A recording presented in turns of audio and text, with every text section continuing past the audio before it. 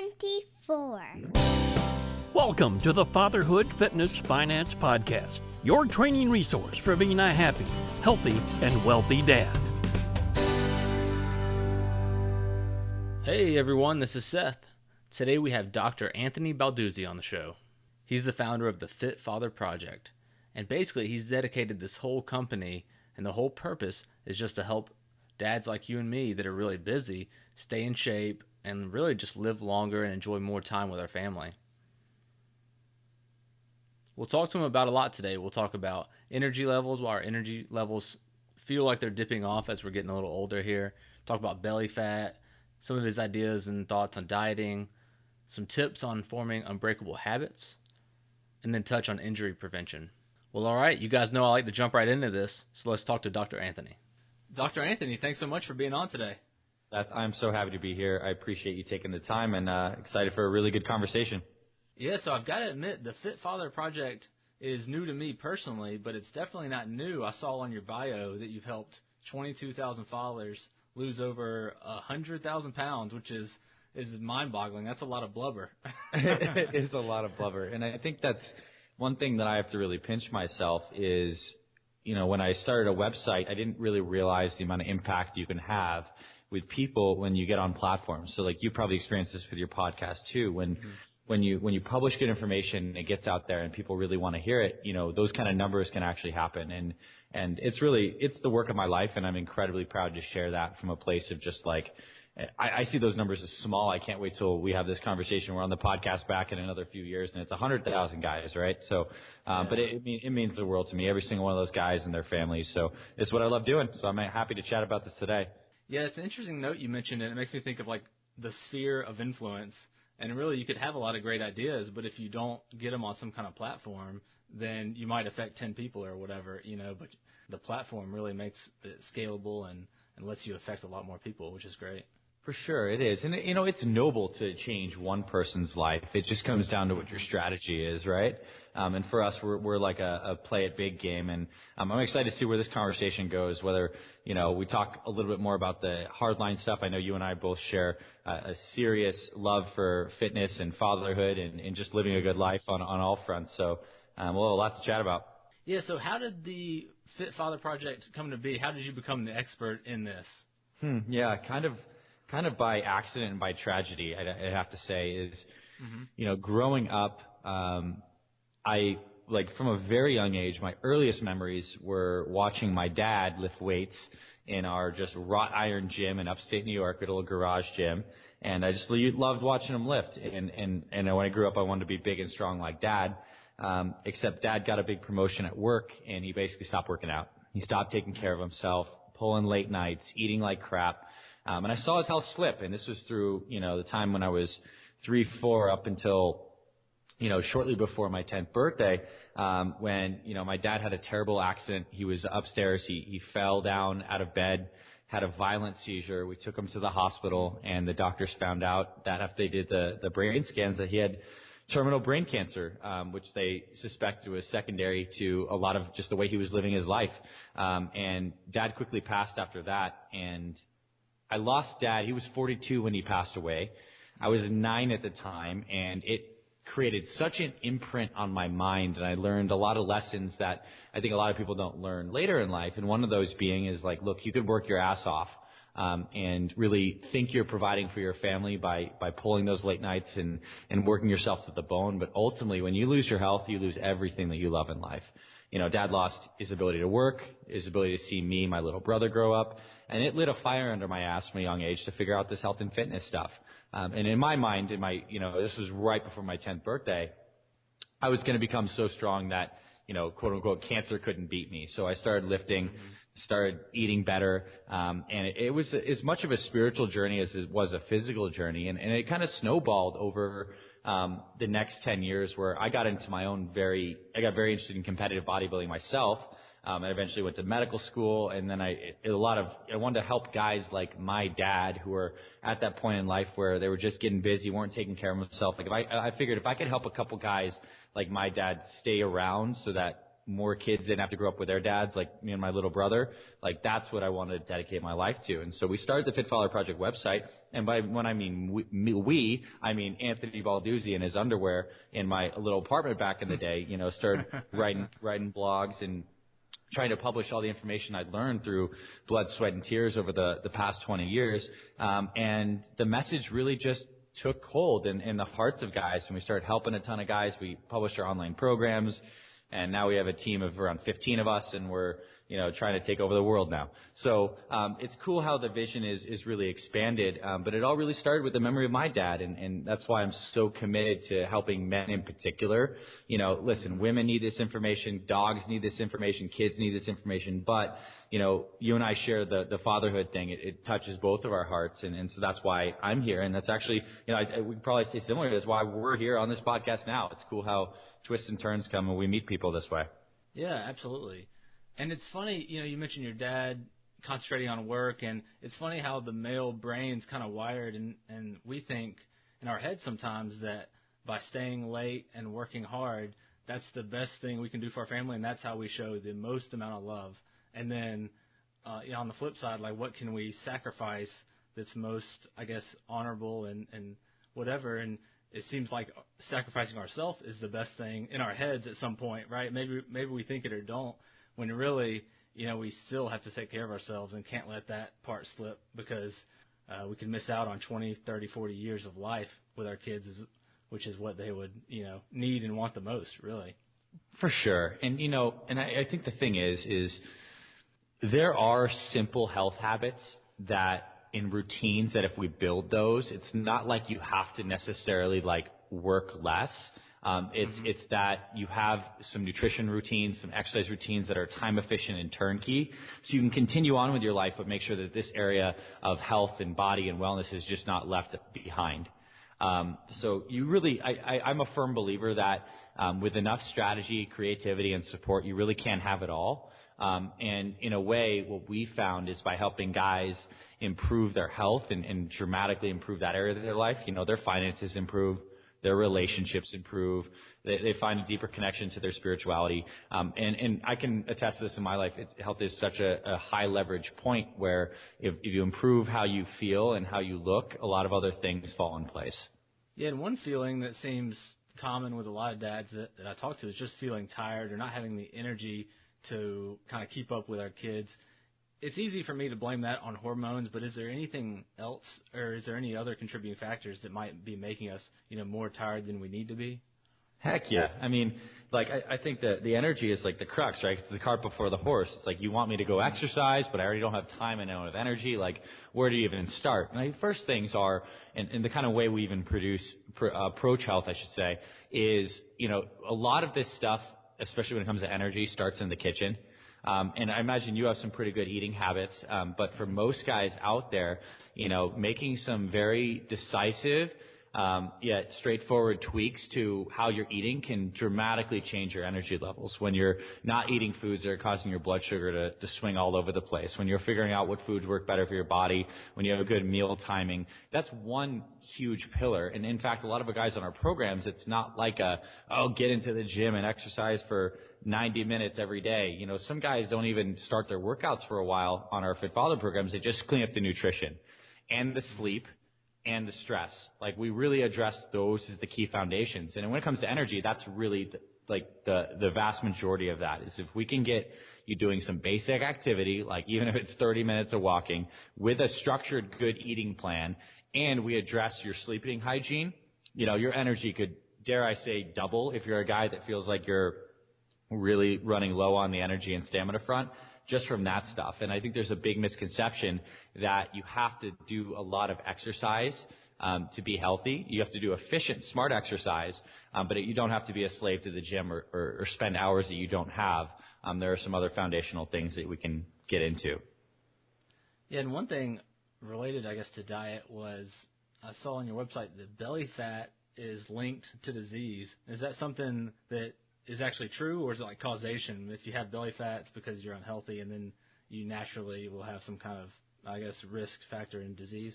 Yeah, so there's literally, belly fat accumulation, which is it's a hormonal fat pattern distribution that a lot of men have. We call it like an android pattern, where you have a lot of fat accumulating right around the gut, is very correlated with visceral fat.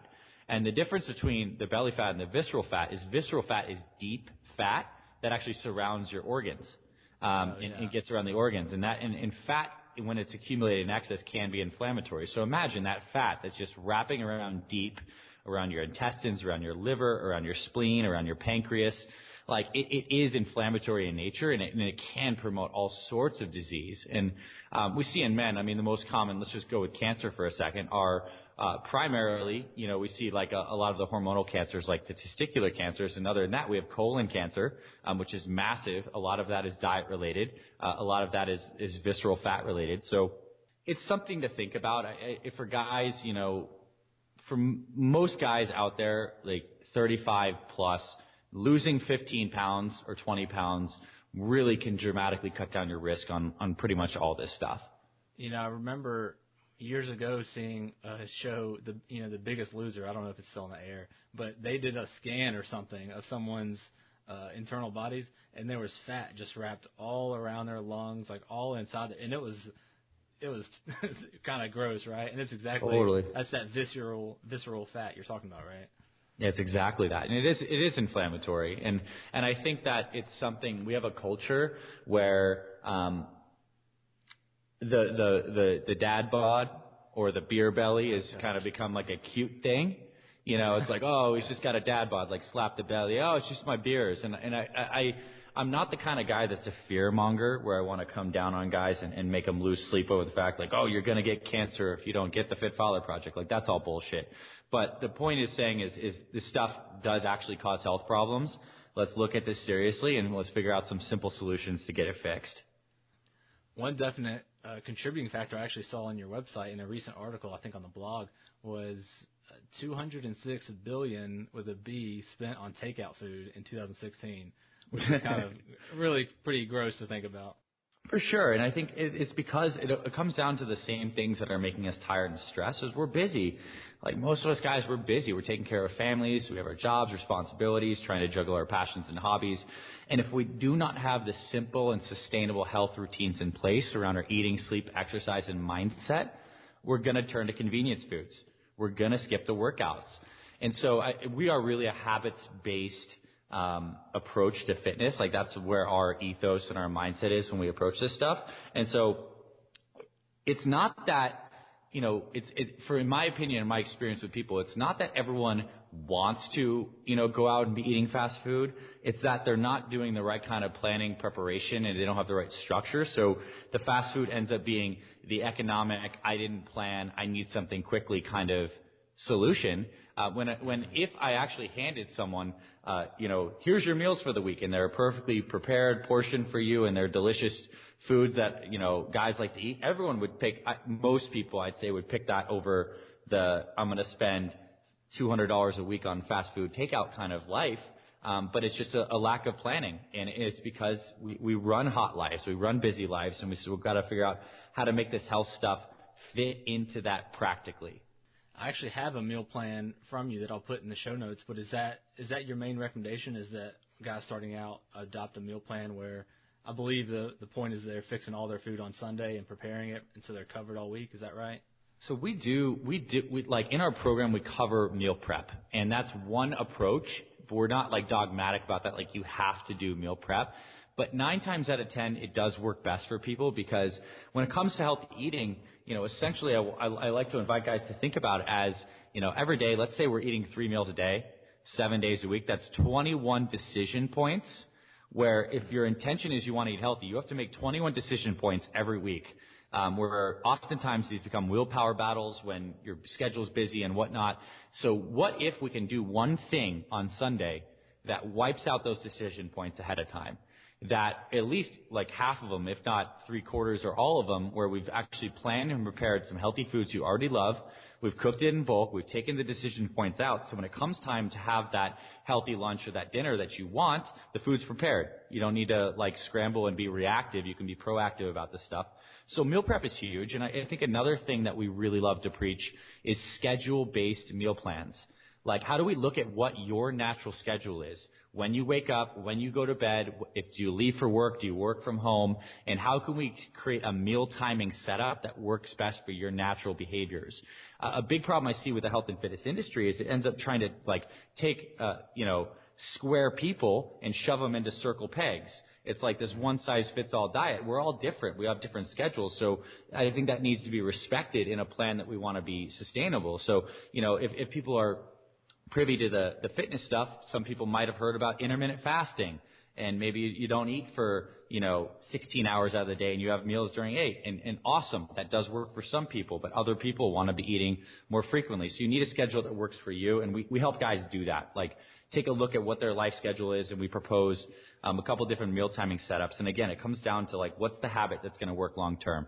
And you mentioned you have one of our meal plans, whether that's our Fit Father one or our free 1-day meal plan. But it really starts there. It's we're going to get some basic healthy foods that are simple recipes that hit at the proper times throughout the day. And it's not rocket science. It's really not. But the simple, unsexy stuff is really what works when it comes to health and fitness. Yeah, absolutely. Just the simple, sensible diets versus something that is really annoying to me, and it's probably you too, these really aggressive or over-the-top diets that I think really just set people up for failure. I like your approach, which is like a simple, sensible diet that's really sustainable, because that's what you want, is a lifelong decision, change.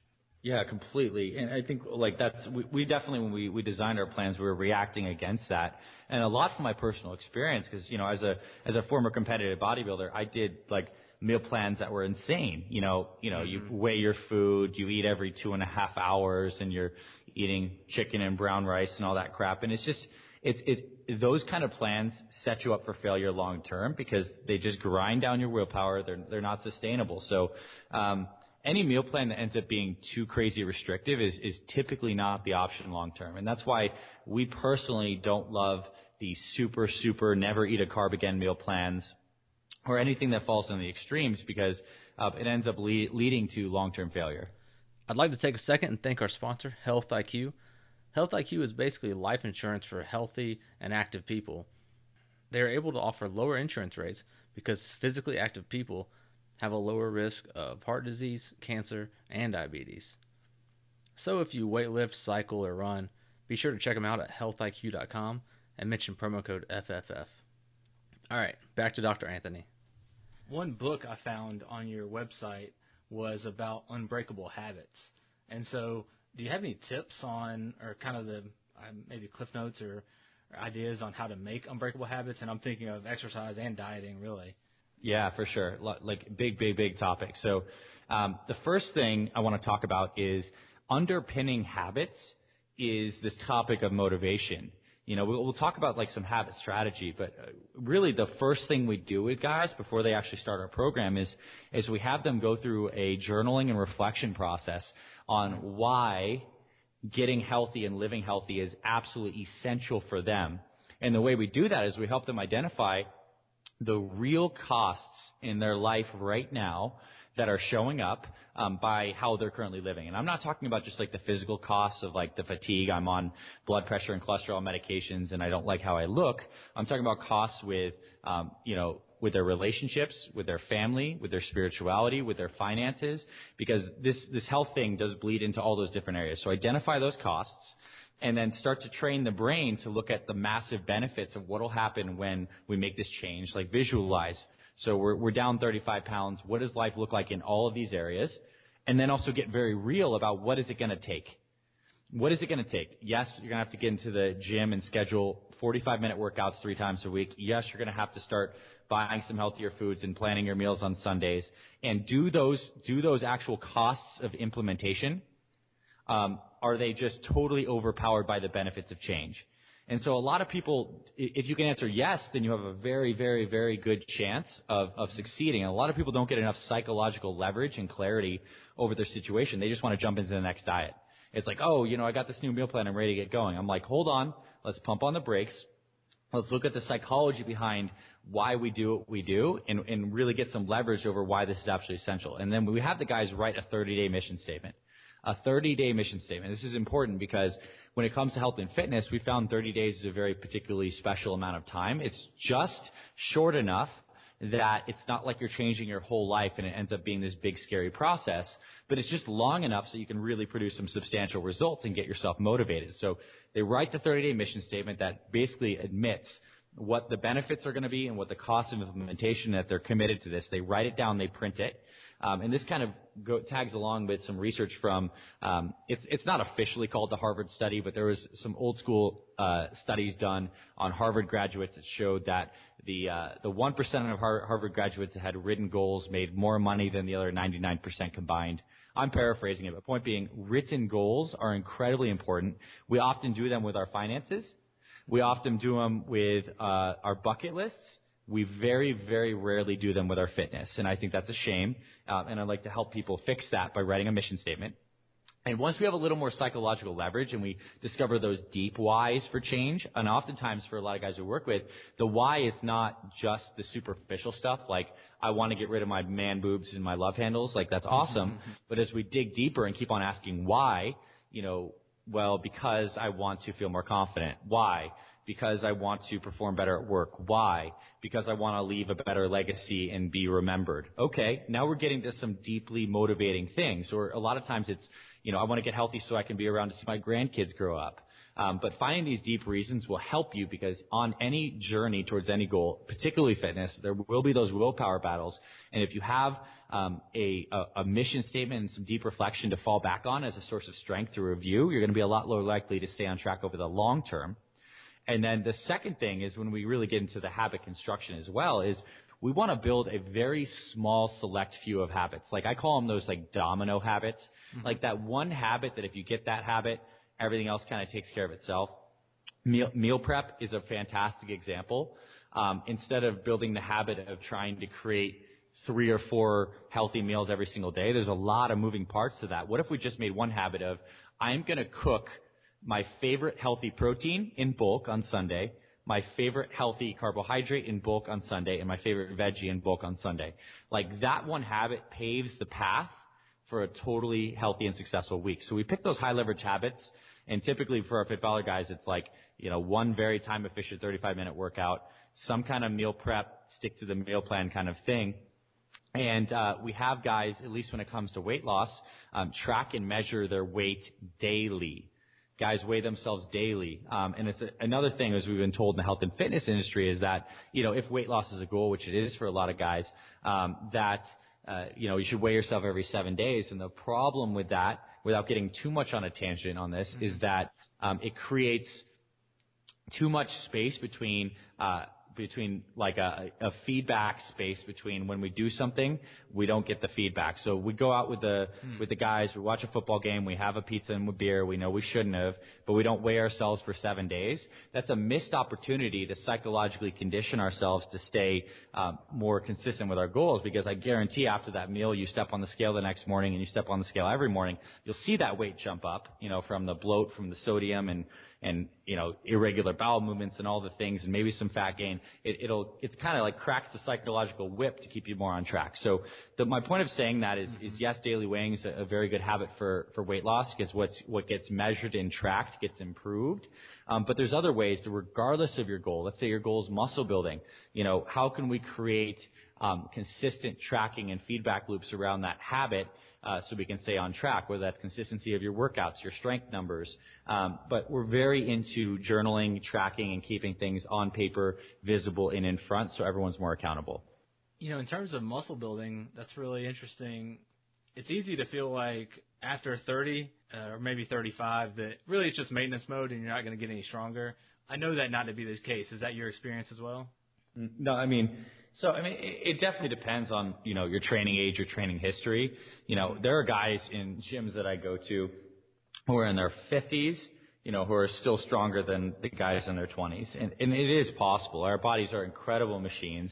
And a lot of strength training comes down to all the other variables that you're doing outside the gym. So if really lifting heavier stuff is the goal, we got to look at, how well we're balancing your nervous system and your recovery. And basically point being is there are guys that start weight training in their 40s who end up building up to really impressive lifts, like mid 400-pound deadlifts, benching 315 for reps. Like, you can get really strong at any age, and that's hopeful. Our bodies are amazing. With the right kind of training and programming, you can get strong, and you can start from scratch at any age. We have some guys who literally like lose 100 pounds, then get into weightlifting, and hit amazingly impressive PRs in their 60s. Like, we have a guy that's squatting 400 pounds now in the 60s, and like 2 years ago couldn't even like run a mile, kind of thing. He was so out of shape. So it's hopeful, and everyone's got their own different genetic variations of how they respond to training, but you get stronger at any age with the proper programming. What you can't do is necessarily use the programming that works for, guys in their teens and 20s who can just basically sleep all day, eat whatever, and look at weights and start getting stronger. So the programming has to be tighter. It has to be more intelligent and oftentimes less volume. But yeah, it's still very possible. One thing you mentioned in there that I wasn't familiar with, I think you said nervous rebalancing or like nervous system balancing. Yeah. What is that? I've never heard that. Yeah, and this is really cool. We'll jam on this. So essentially, strength, a lot of people think that like, strength is due to muscles. I get bigger muscles, I get stronger. Those things are 100% correlated. But a big part of getting stronger is actually having your nervous system, which is you're basically all the nerves that come out of your spinal cord and they go into your organs and your skeletal muscles, and they cause anytime you want to move something, it's your brain communicating through your spine to your muscle to move. How effective and efficient that firing is, it really dictates how strong you are. And I think a good case in point is to look at like some of those Chinese Olympic lifting athletes, the guys that weigh 120 pounds and they're clean and jerking or snatching, 400 pounds, right? And so like they're not huge guys. It's not a matter of like muscle mass. Yes, they're very muscular, but it's not like there's guys that have twice as much muscle in any gym you walk into anywhere in the United States that are about a quarter as strong. So why is that? Well, the nervous system of these athletes is so efficient and it fires so fast that they're explosive when they lift things that their body's able to recruit a lot of their muscle fibers. So there's something about, you can have X amount of muscle, but when you're lifting, how much of that muscle is actually being recruited? And athletes who are very neurologically efficient, as we say, use a lot of their muscle. They're at a very high level of efficiency. They're using the vast majority of the muscle they do have. And what actually happens with people who are new to weight training is the first adaptation that happens to the body is it doesn't necessarily build new muscle. It actually gets more efficient at using the muscle that an athlete has. So you take someone off the streets who's never lifted and you put them on a training cycle for, let's say, 6 months, the first thing that will happen is their body will get more neurologically efficient at using the muscle they have, and they'll get stronger like that, and then they'll start putting on muscle. And it's not like the 6 month is like a hard figure. I'm just giving an example that neurological efficiency is important. And I want to give you guys a cool tool that I've been really liking, and the Russians really started pioneering this when they were trying to beat the United States in the Olympics. Is there's something called the CNS, which stands for Central Nervous System Tap Test, CNS Tap Test, and it's an app you can get on your phone. And what it is it basically it measures how many times you can tap your index finger on the table for 30 seconds, and you chart that every single day. So you tap your index finger, you chart that every single day, and what the cool thing about that is it can tell you how stressed your nervous system is. So let's say normally in 30 seconds you can tap your finger 65 times, but after a long week, you worked hard, you didn't sleep that well, you noticed you can only tap your finger 50 times. Your nervous system is fatigued. It's probably a good time to kind of back off the training for a couple days, to sleep more and to recover, and that's going to help your training be more efficient and help you get stronger over the long term. So kind of modulating your stress levels, because as you know, if you go on your same training program right now and you don't sleep and you eat like crap and you don't recover, you're just not going to make the strength gains and muscle gains. So that CNS tap test is a cool way to measure it. You can measure your heart rate in the morning if you really want to get complex about this stuff, but it does matter because it's not just muscular recovery, it's how recovered is your nervous system as it relates to muscle building and strength. That's really interesting. So to recover my CNS, is it going to be, I'm trying to think, is it going to be more time off or lighter weight for a week or something like that. Exactly. So that's why good weight training programs build in these deload weeks or these off weeks where you're intentionally lifting lighter weights on a set schedule. I mean, some programs do deload weeks as frequent as every fourth week. Some of them, like some of our programs that we have at Fit Father Project, we have an intentional deload at like week 9 after an 8-week training cycle. But yeah, deload weeks are a good way to ensure that you're constantly giving your body a break. But even better than a structured deload week on paper is the ability to auto-regulate your own training by listening to your body and using something like the CNS tap test. Because like, let's say we're tracking it. And, you know, the tap test is cute and all, and it is a good tool, but we can kind of know when we're feeling really run down and we just don't have the motivation to get into the gym and like, we've been dragging ass for a couple of days. It's honestly the right kind of time to, like, increase the quality food a little bit, increase the sleep, and take a day off from training.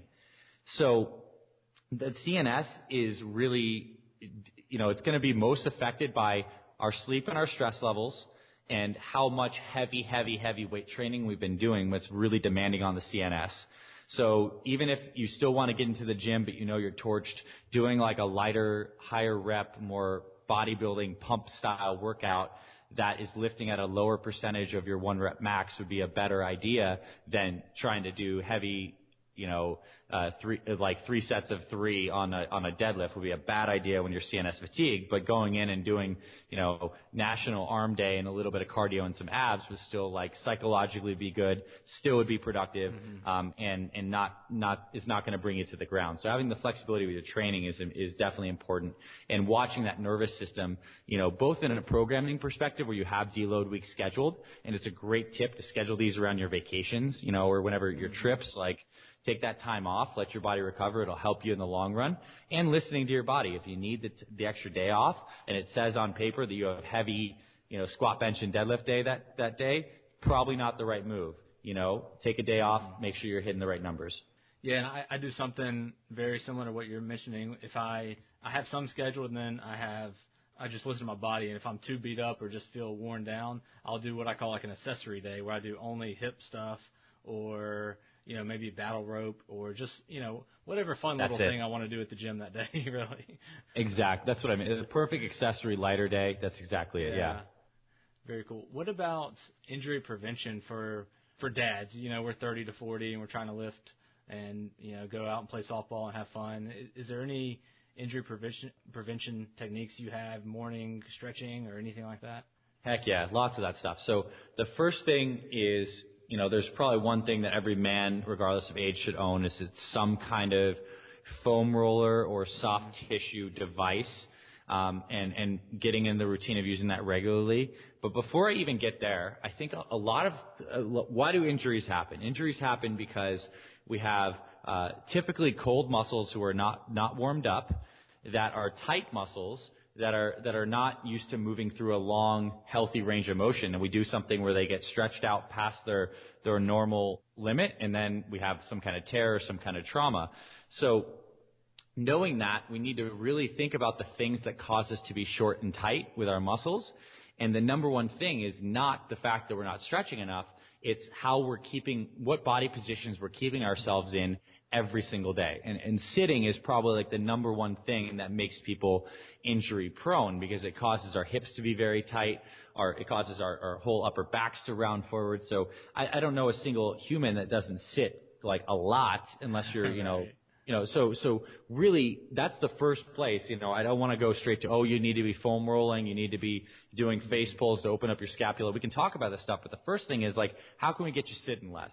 Is there a possibility that we can get you a standing desk? Is there a way that you can set a timer on your phone or your computer where you're at the desk, but you get up every 10 minutes on the hour and you walk around, you move around? That will go such a long way with opening your body up, because sitting is kind of the devil to mobility, and it's the friend of getting injured. So number one, that would be that.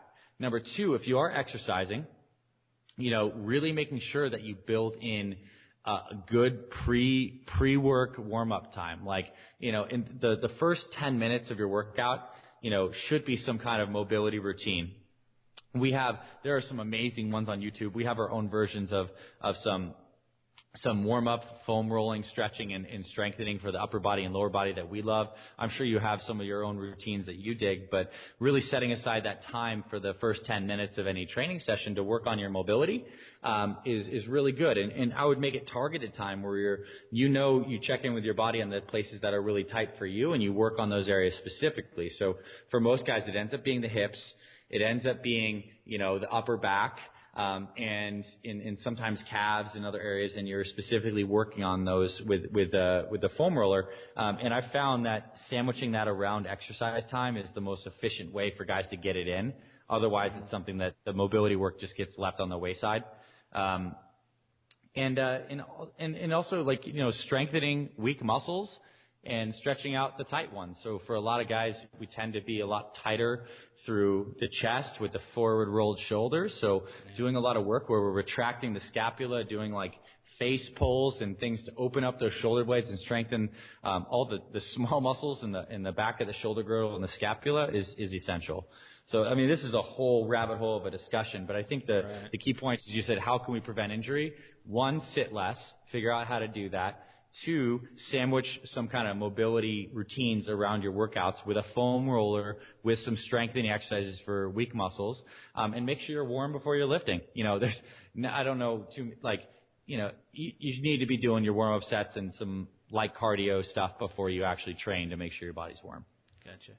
Yeah, the space, those little muscles in your back you mentioned, I've had a problem with those for the last couple of years. Is once I started sitting, after college every day, that really became a problem for me, and I'm still working on it. It's between the two shoulder blades, that little muscle group right there is just your rhomboids. Yeah, exactly. Yeah, and another thing I do that maybe guys would like is I take a knee at my desk, and then that stance, I'll have to put a pillow or something under my knee, but I'll just kind of switch around stances because unfortunately my desk doesn't raise up yet, so I've got to kind of work with that. Yeah, but exactly. I mean, working on the postures, it's everyday stuff. And this is actually funny, too, is assessing how you sleep. A lot of guys don't think about that, too. But sometimes we spend anywhere from 6 to 9 hours in weird positions. And that puts a lot of strain that people don't realize on joints. And especially if you think about this, every joint has a full range of motion. Think about your elbow. It's fully extended, and if you do a curl all the way in, it's fully curled in. So there's going to be a maximum amount of stress on the joint at any given end range. The bicep will be mostly stretched when your elbow is extended, and your triceps going to be maximally stretched when you're totally contracted on a bicep curl. So making sure that you're not sleeping with any joint near its end range is good. So people that find that they curl up on their sides and they stick a curled arm under their head and they're a side sleeper can put a lot of unnecessary stress on your shoulder, on your elbows. So also take an audit of how you're sleeping and what position, and how can we get joints in a more neutral position. Can we put a pillow under your knees to help your knees not be in a fully locked out position? Can you learn how to sleep on your back? Or just take a note of is there any joint in my body that is in a weird position when I normally sleep? And believe it or not, auditing that can dramatically help with mobility. I've lately been sleeping without a pillow because my pillow seemed a little too thick, and I felt like it was putting my head forward a little too much. Yeah. Kind of like I had bad posture. You know what I mean? Totally. You guys talk about sleep in your program here. What should I be doing? A thinner pillow or no pillow at all, or what? Yeah, I mean, I think a thinner pillow is a really good option. I think I have some, personally I use a memory foam kind of ergonomic neck pillow that's on the thinner side that gives me a little bit of support. And it actually has little guardrails on the side so that I can't turn my head fully, and it keeps my neck from going into fully side turn position. But yeah, some people, I've never actually done this personally, but some people sleep with a little bit of a towel under their neck for a little bit of support. But it's a good idea to use a thinner pillow for most people, and a high quality pillow that gives you enough support, but it doesn't keep that head in that, we call it forward head carriage, where your head's kind of sticking out forward. It's basically the sitting position, and then if we sleep in that position, we're just reinforcing that. So I want to talk about Fit Father Project. What programs do you have there? I haven't been in your program, but listening to you talk about it, it doesn't sound like you're just sending a PDF. It sounds like we would be working with your team and finding solutions, like you mentioned, the diet timing. Is that right? Totally, yeah. So that's exactly how it works. We have two main, we'll call them our flagship programs, but our starter programs. The first one is our bread and butter. It's called Fit Father 30X. It is the program for guys who want to lose weight, want to lose fat, and need this simple, sustainable program. And 75% of our guys start there. And they go through the program, they work with our team, they get the meal plan, they get the workouts, they get accountability emails from us every day on the program. And, the program is laid out so that any guy can, start it and do it, on his own. But there's interfacing with our team on customizing the different schedules and setups and workouts so to make sure they work for your body and your schedule. So that's the number one place I have guys start, especially if they need to lean up and they want to build the healthy habits. For guys that really want to build the muscle, and that's the main priority, our program Old School Muscle Building kind of brings back all the old school training principles from, the great guys who were doing a lot of compound lifts, more full body training, and we meld that with some of the new school science, and that's an 8-week muscle building program for guys over 40. And that's the other main program we have guys who, if you can raise your hand and say, my goal is really to get strong and build muscle, that's where we have guys start. And, whenever you get into our Fit Father ecosystem, you get access to our coaches in the community. And as fantastic as our programs are, I think the best thing about the Fit Father Project is you're getting plugged into a community of like-minded guys who are all going through the same struggles, and we're all helping each other out, providing the tips, the support, and the brotherhood that is so needed. Because as effective as just here's the meal plan, here's the workouts, when you get plugged into a movement and a brotherhood, it's so much easier to stay motivated and on track. So that's really what our mission is, to get more guys inspired about their health, whether or not they end up signing up for our programs. Honestly doesn't matter to us. One of our favorite stuff is we have thousands of guys who download our free meal plan every month, and we love getting those emails from guys that say, hey, Dr. A, I downloaded your free one-day meal plan, didn't buy your program, but I implemented it over this past month and I lost 20 pounds. That's what I love to hear. We're here to help. And we have a ton of free resources on the site, and we give a lot of our best stuff away for free just because, we're on a mission and there's too much BS out there in this fitness space. So, we're here to help. And if you have show notes, so we're happy to put links to anything that if guys want to learn more on some of those free resources, I'll be happy to send those over to you. Yep, we'll definitely have you in the show notes, and I'm going to put the one-day meal plan in the show notes as well as the 24-minute metabolism-boosting workout. Yeah, that fat-burning complex workout, that's awesome, yeah. Well, Dr. A, I just want to thank you so much for being on. I love your mission and what you guys are doing, and just keep up the good work, really. Thanks, Seth. I appreciate the time. Really, really happy to be here with you, and thanks for having me on. All right, guys, that is a wrap with Dr. Anthony. I really enjoy his approach and what he's doing over the Fit Father Project, because he's not trying to sell some kind of fancy diet drink or anything weird like that. It's all about the basics and help you change habits, which is really what's going to change your life. Diet, exercise, those kind of habits. When you change that in a sustainable way, that's how you really change your life. And so I like what he's doing, and I'll have links to everything I mentioned in the show notes, which were the fat-burning workout and also his meal prep. So maybe you can get a taste of what some of his other stuff is like. All right, well, thanks for sticking with us. I want to thank our sponsor again, healthiq.com. HealthIQ is life insurance for healthy people. Frankly, they can get lower rates because healthy people who exercise live longer. So it's easy for them to justify giving us lower rates on life insurance. Check them out at healthiq.com and mention promo code FFF. All right, that's a wrap, guys. See you next time. Thanks for listening to the Fatherhood Fitness Finance Podcast. You can find us at fatherhoodfitnessfinance.com.